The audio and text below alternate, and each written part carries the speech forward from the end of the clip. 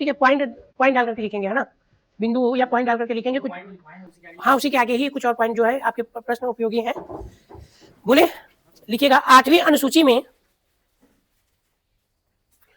अनुसूची में भारतीय संविधान में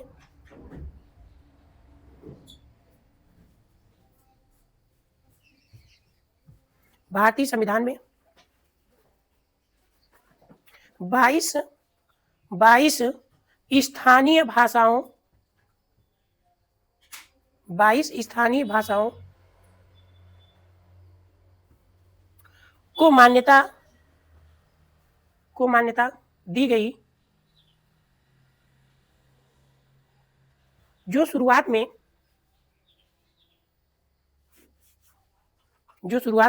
14 थी। ठीक है, पहले जो हमारे भारतीय संविधान में 22 भाषाएं हैं, स्थानीय भाषाएं, उनकी संख्या कितनी थी? 14। करके पूछता है एग्जाम में कि पहले कितनी भाषाओं को मान्यता दी गई थी, तो कितनी? 14। ठीक है, और 4 आपके बढ़ गए, 8 कितने बढ़े? 14 8 22, 8 तो बड़े हैं, तो 8 वो कौन से बड़े हैं? तो 3 क्रम में बड़े हैं। ठीक है, तो अगला क्रम, अगला पॉइंट, हाँ ये पूछेगा, लिखेंगे 21वां संशोधन। अगला पॉइंट, 21वां संशोधन सन 1967 ईस्वी को 21वां संशोधन सन 1967 ईस्वी को सिंधी भाषा को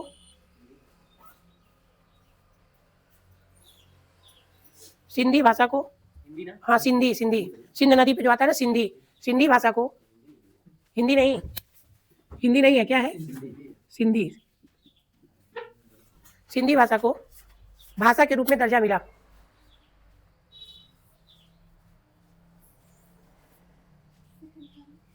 एक पॉइंट हुआ बेटिया, अगला पॉइंट डाल के लिखो। 72वां संशोधन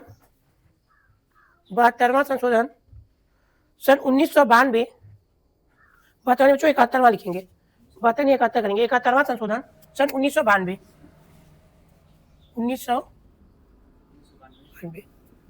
71वां, ठीक, 71वां संशोधन सन 1992 नहीं बेटा, फिर देखिए वही हो जा रहा है। हाँ ये सही है, ये होना चाहिए। 92 में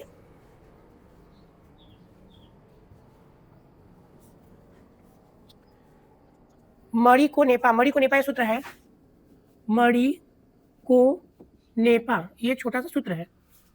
ठीक, मणि मतलब मणिपुरी, हाँ आप यही लिख लो, कोई दिक्कत नहीं है।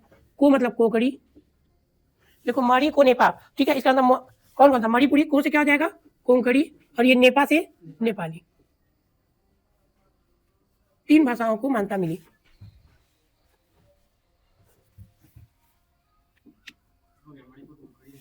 मणि को नेपा, ठीक, या मणियों को नेपाली भी लिख सकते हैं, तो यहाँ पे मणिपुरी, कोंकणी और नेपाली। और एक अंतिम संशोधन हुआ था, ठीक है, जिसे हम लोग 92वां संशोधन कहते हैं। कौन सा? 92, 92। हाँ अगला पॉइंट नीचे, और ये हुआ था सन 2002 में, 2002 नहीं बेटा, 2003 में। 3 संशोधन हुए थे बच्चों, 21वां, 71वां और 92। अच्छा एक चीज देखो, भूलने का नहीं आएगा, यहाँ पे देखेंगे, है ना, ये देखिए 7 शुरू हुआ, 7 यहाँ पे, फिर एक जोड़ दिए, 7 पे खत्म हुआ 1967, 21वां, देखो 7 और ये एक यहाँ पे ले लिया गया, बन गया। 92 पे खत्म हुआ, 92 पे शुरू हुआ। तो ये आपको क्रम याद करने के लिए, जैसे 21, 71 और 92। यहाँ पे देखो 1967 में जो पहली बात हुआ, 1967 में, तो 1967 में किस भाषा को जोड़ा गया? सिंधी को। ठीक, अब यहाँ से 7 को ले लिया गया, एक को यहाँ रख दिया गया, 71वां संशोधन। ठीक, एक मतलब कॉन्सेप्ट में रखने के लिए, 1992 तक चला, और ये कहाँ पे खत्म हुआ? 92, तो उसी 92 को यहाँ पे रख दिया गया। ठीक, तो 92वां संशोधन किया गया, ठीक है, वो भी कब? 2003 में। यहाँ पे जोड़ा गया 3 यहाँ पे लिखो, बोडो मैथ, हाँ बोडो मैथ, ये सूत्र है, बोडो मैथ।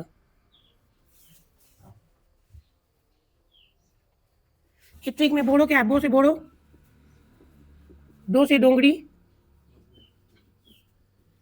म से मैथिली, और यहाँ थ से संथाली है, मैथ्स। ठीक है, तो यहाँ पे संथाली है, बोलो मैथ्स, ऐसे भी कह सकते हो।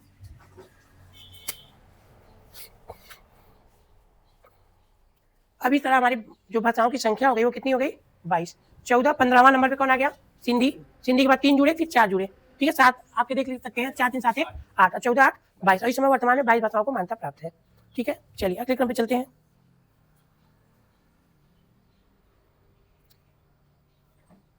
अच्छी बताइए, हिंदी कहाँ का शब्द है? अरबी का, फारसी का, तुर्की का, पुर्तगाली का? हिंदी लिखेंगे पॉइंट। हिंदी मूलतः फारसी का शब्द है। हिंदी मूलतः फारसी का शब्द है। हिंदी, हिंदू, हिंदुस्तान तीनों शब्द कहाँ का है? फारसी है। ध्यान रखिएगा, बहुत इंपॉर्टेंट क्वेश्चन। हिंदी मूलतः फारसी का शब्द है।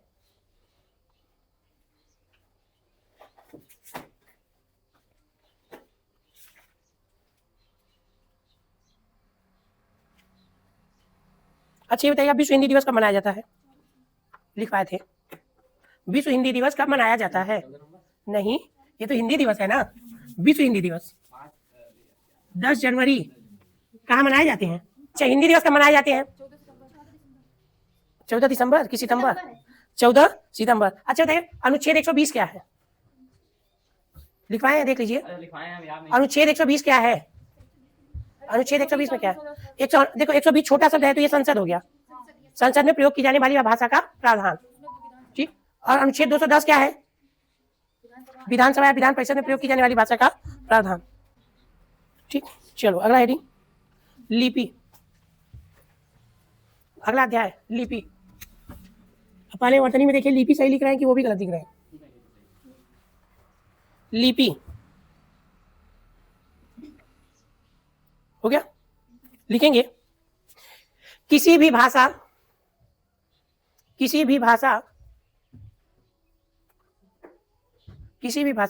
के लिखित रूप को, किसी भी भाषा के लिखित रूप को या लिखने के लिए जिन ध्वनि चिन्हों का प्रयोग करते हैं उन्हें लिपि कहते हैं।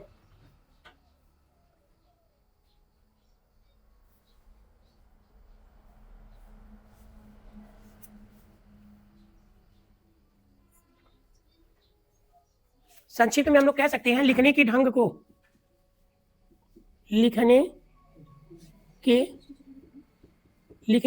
क्या कहते हैं?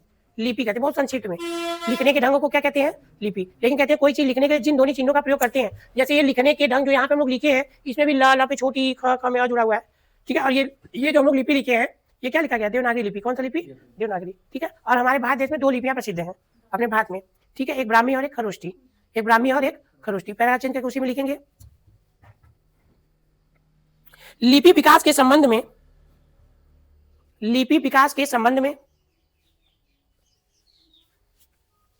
हमारे भारत में 2 लिपियां प्रसिद्ध हैं।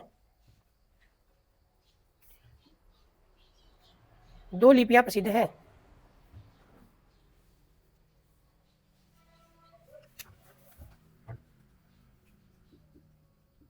ब्राह्मी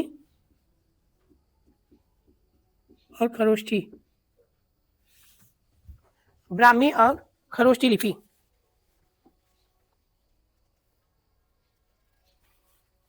हेडिंग डालेंगे, ब्राह्मी लिपि।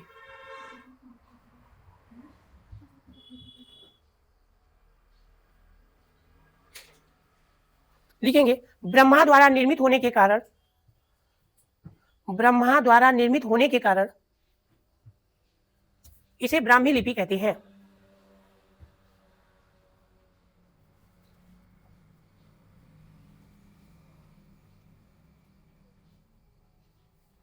यह लिपि ब्रह्मा के द्वारा, ठीक है ना, ब्रह्मा के द्वारा निर्मित होने के कारण, या यूं कह सकते हैं कि ब्राह्मणों के द्वारा, ठीक है, ये ज्यादा प्रयोग किया गया, इसलिए भी इसे ब्राह्मी कहते हैं। जैसे ब्राह्मणों ने जिस लिपि का प्रयोग किया वो ब्राह्मी लिपि है। ऐसा माना जाता है कि जो ब्राह्मी लिपि की उत्पत्ति जो है ब्रह्मा जी से हुई है। किसी ब्रह्मा, तो क्योंकि ब्रह्मा जी द्वारा निर्मित हुआ है, बनाया गया है, इसीलिए इसका क्या नाम दिया गया? ब्राह्मी लिपि, ठीक है। तो ये बात होता है। दूसरा पॉइंट इसमें लिखेंगे, या उसी में चेंज करके लिख सकते हैं, कोई दिक्कत नहीं है। बोले हाँ, लिखो, यह लिपि बाईं से दाईं ओर लिखी जाती है। आप देखो कहाँ तरफ, आप बाएं तरफ से लिख रहे हो, लेफ्ट तरफ से लिख करके राइट की तरफ बढ़ रहे हो। राइट हैंड से भी लिख रहे हो तो देख सकते हो। आप बेटा देखो यहाँ से लिख रहे हो ना, यहाँ से लिख के इधर जा रहे हो, तो ये बायां हाथ है ना, तो इधर से लिख के इधर जा रहे हो, तो बाएं से कहाँ जा रहे हो? हम लोग अपने रोड पे भी चलते तो हमेशा अपने कहाँ चलते हैं पता है? दाएं की बाएं। अपने घर से निकलते हो हम लोग, तो हम लोग दाएं चलते कि बाएं चलते हैं? बाएं चलते हैं। हमारी बाइक की स्टीयरिंग जो होती है, आप देखेंगे किस तरफ होती है? दाहिनी ओर होती है, जबकि आप पश्चिमी सभ्यता में जाएंगे तो वहाँ बाईं ओर होती है। हाँ, पहले बाईं होता था, लेकिन अब जो है दाईं ओर हो गया। हाँ, तो चीजें ये है, हमारी लिपि बाईं से, बाईं मतलब लेफ्ट टू, इसे ऐसे कहते हैं L to R, left to right. बाएं से, जैसे कितने लोगों को दाएं बाएं से तो लेफ्ट राइट मतलब लुल्ला, अल्लाह से लुल्ला हाथ कहते हैं, लेफ्ट को लुल्ला हाथ कहते हैं ना लोग, राइट को सीधा हाथ कहते हैं, कि सीधे हाथे लुल्ले हाथे लिखा तो लुल्ले हाथे खाते ये लोग कहते हैं। तो ऐसे भी आप इसको समझ सकते हैं, लुल्ले हाथे से सीधे हाथे, भाई जैसे आपको समझना वैसे समझ सकते हैं। तो इसको ऐसे भी कहते हैं L to R, मतलब लेफ्ट टू राइट, दाएं से बाएं की ओर लिखी जाती है। हाँ सॉरी, बाएं से दाएं की ओर, ठीक, दाईं ओर लिखी जाती है। आगे लिखेंगे। हाँ, देवनागरी लिपि का उद्भव एवं विकास, हेडिंग है देवनागरी लिपि का उद्भव एवं विकास।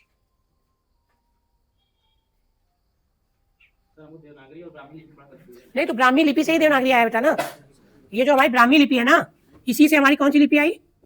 देवनागरी। हम लोग तो इसी का प्रयोग करते हैं ना। इसके किससे?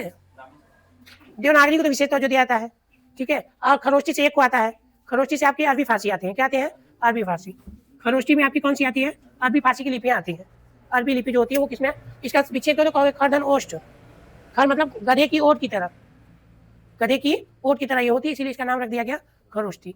आप देखोगे तो सब उर्दू ऐसे ही, सब कैसे ऐसे ही लिखा जाता है, समझ में नहीं आता क्या लिखा है, भाई जो पढ़ते हैं वो समझ में आता है। हाँ, तो वो चीजें हैं, ठीक है। अब देवनागरी लिपि का उद्भव विकास लिखेंगे। सबसे पहले बच्चों आई ब्राह्मी लिपि, इसमें सबसे पहले क्या आई? ब्राह्मी। ब्राह्मी से जो आपका गया वो हो गया शुंग, ठीक। शुंग के बाद आपका आया कुषाण, ठीक है, ये क्रम बना है। कुषाण, कुषाण के बाद गुप्त, गुप्त के बाद सिद्ध, ठीक है, सिद्ध। और इसके बाद तब जाके आपकी किसकी हुई? तब यहाँ पे क्या आया? देवनागरी। हाँ, ब्राह्मी से क्या निकला? शुंग, शुंग से क्या निकला? कुषाण, कुषाण से क्या निकला? गुप्त, गुप्त से क्या निकला? सिद्ध, सिद्ध से क्या निकला? देवनागरी। आज हम लोग की किस पे अधिकार है? देवनागरी पर।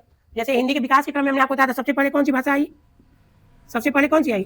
संस्कृत, संस्कृत के बाद पाली, पाली के बाद प्राकृत, प्राकृत के बाद अपभ्रंश, अपभ्रंश को और क्या कहते हैं? अवहट भी कहते हैं। क्या कहते हैं? अवहट, अवहट यानी अपभ्रंश से ही किसकी उत्पत्ति हुई? किसकी हुई? हिंदी की। आज किसका अधिकार प्राप्त है? किसको अधिकार प्राप्त है? हिंदी को। तो हिंदी लिपि किसमें लिखी जा रही है? देवनागरी में, ठीक है। देवनागरी विकास के क्रम में इसको नोट कर लीजिए, करके पूछता है। हो गया। अब अगली हेडिंग हम लोग डालेंगे देवनागरी लिपि का स्वरूप। हाँ बस, इसमें कुछ नहीं, यही पूछना करेगा, क्रम पूछेगा कि कौन किससे आया है। 2 पॉइंट और लिख लेंगे, एक स्वरूप और एक विशेषता, तो चीजें पूरी क्लियर हो जाएंगी देवनागरी संबंधित। देवनागरी लिपि का स्वरूप, हेडिंग डाल के लिखेंगे।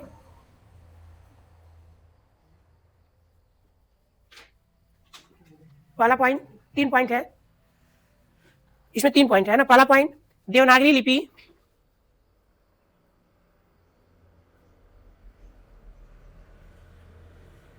बाईं से दाईं ओर लिखी जाती है,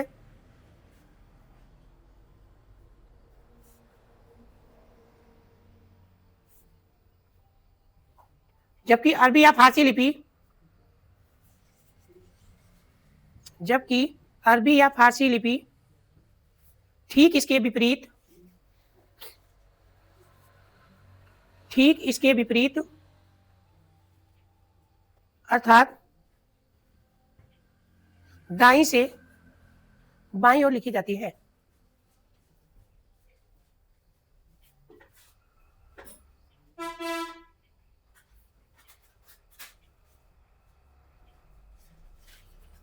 ठीक है।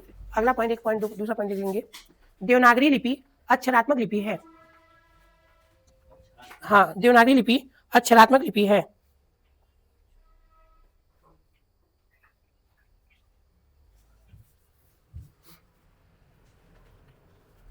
अब अगला पॉइंट हम लोग हेडिंग डालेंगे देवनागरी लिपि की विशेषताएं।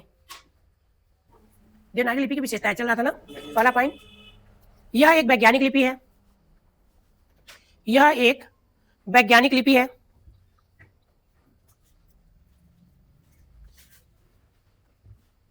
इसमें सबसे पहले स्वर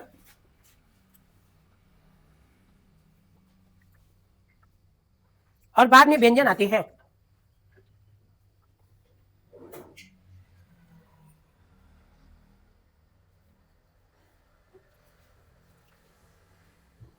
हिंदी, संस्कृत, अगला पॉइंट, हिंदी, संस्कृत, नेपाली और मराठी। हिंदी, संस्कृत, नेपाली और मराठी आदि भाषाएं भी इसी लिपि में लिखी जाती हैं।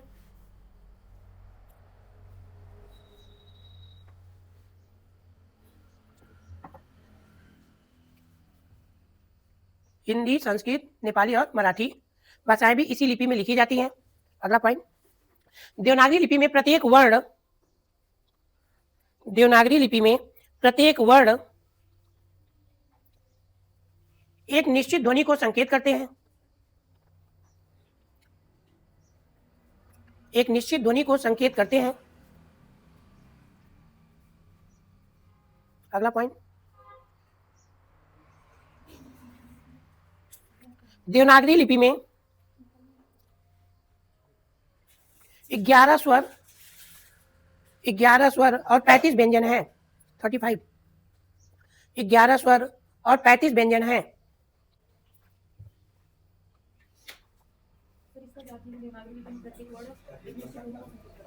मतलब क्या, क है तो क बोलोगी, ख है तो ख बोलोगी, अ है तो अ बोलोगी, आ बोलोगी तो आ बोलोगी।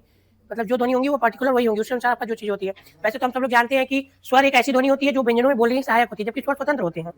स्वर स्वतः ही उत्कंठित होते हैं, इन्हें बोलने के लिए किसी अन्य ध्वनि की आवश्यकता नहीं होती है, जबकि व्यंजनों को बोलने के लिए हमें स्वरों का मदद लेना, मतलब व्यंजनों का उच्चारण बिना स्वरों की सहायता के कर ही नहीं सकते हैं। जैसे आप यदि क बोल रहे हो, ठीक है, तो क में कहीं ना कहीं क्या है, अ छुपा हुआ है, इसीलिए इसको जब हम लोग दो रूप में लिखते हैं, ये मूल रूप होता है, ये लिखित रूप होता है। लिखित में क ऐसे लिखा जाता है, उच्चरित में क ऐसे लिखा जाता है। तो इसमें जब हम लोग बोलते हैं तो क्या लिखते हैं, बोलेंगे क, तो इसमें अ छुपा होता है, और जब लिखना होता है तो हम लोग क को तोड़ के लिखते हैं, तो ऐसे ही लिखते हैं। आगे हम लोग और विचार पढ़ेंगे तो ये चीजें आ जाएंगी, है ना। अब एक प्रश्न आपसे ये पूछता है कि खड़ी बोली का सर्वप्रथम उल्लेख कहाँ मिलता है, ठीक है, इसी में लिख लीजिए पॉइंट देकर। खड़ी बोली का सर्वप्रथम उल्लेख, खड़ी बोली का सर्वप्रथम उल्लेख जयभट्ट के शिलालेख, जयभट्ट के शिलालेख कोष्टक में गुजरात राज्य, जयभट्ट के शिलालेख कोष्टक में गुजरात राज्य में मिलता है। अब एक प्रश्न ये आता है कि खड़ी बोली में रचना करने वाले प्रथम कवि या लेखक कौन थे, ठीक है, पता किसी को। हिंदी खड़ी बोली, हिंदी खड़ी बोली गद्य में रचना करने वाले, नहीं, खड़ी बोली का जन्मदाता उन्हें माना गया है, लेकिन हिंदी खड़ी बोली गद्य में रचना करने वाले कवि या लेखक अमीर खुसरो थे। खड़ी बोली गद्य में रचना करने वाले प्रथम कवि या लेखक कौन थे, अमीर खुसरो।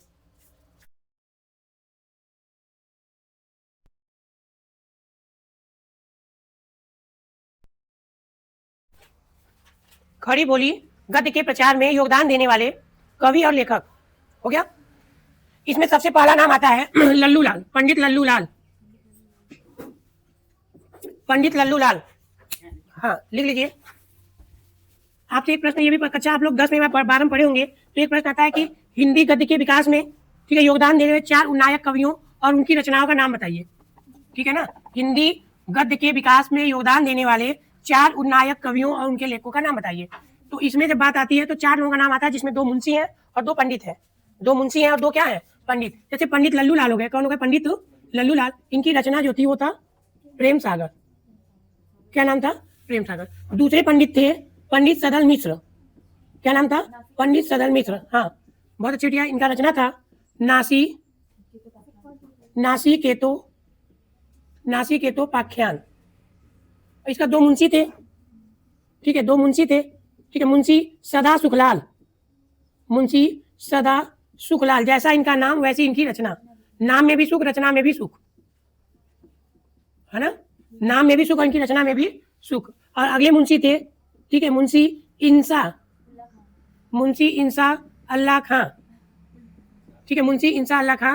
इनकी प्रसिद्ध रचना है रानी केतकी की कहानी।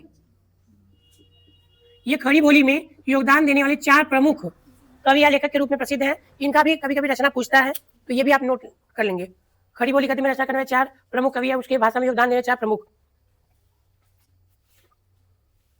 2 राजा भी प्रसिद्ध हैं। राजाओं के क्रम में यदि हम लोग बात करें, ठीक है, 2 राजा, तो एक राजा लक्ष्मण सिंह थे, राजा लक्ष्मण सिंह, और एक राजा थे राजा शिव प्रसाद, शिव प्रसाद सितारे हिंद, ये 2 राजा भी थे जिनका हिंदी खड़ी बोली के गद्य के विकास में विशेष योगदान था। शिव प्रसाद सितारे हिंद की रचना है राजा भोज का सपना। इन्होंने कालिदास का जो नाटक थे जैसे अभिज्ञान शाकुंतलम, ठीक है, उसका हिंदी अनुवाद किया खड़ी भाषा में, है ना, जैसे वो संस्कृत में था तो उसका हिंदी में। कालिदास के नाटकों का इन्होंने क्या किया, अनुवाद किया। कल हम लोग नया अध्याय शुरू करेंगे, वर्ण विचार, ठीक है, कल वर्ण विचार शुरू किया जाएगा। अभी इससे ज्यादा तो प्रश्न आपके नहीं आएंगे, लेकिन हम कल हो सकेगा तो कुछ प्रश्न लेकर के आप लोग के बीच में आएंगे जो आपके भाषा बोली लिपि और व्याकरण संबंधित होंगे, वो आप लोग से पूछा जाएगा, ठीक है, और आप लोग पढ़ कर आइएगा।